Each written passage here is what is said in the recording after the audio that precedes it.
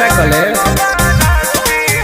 हर जाति ना हमार पूछू रही दवा सबसे अलग बाराती रे। हम तो बानी वही जिला के निवासी रे, जहाँ बच्चा बच्चा करे बदमाशी रे।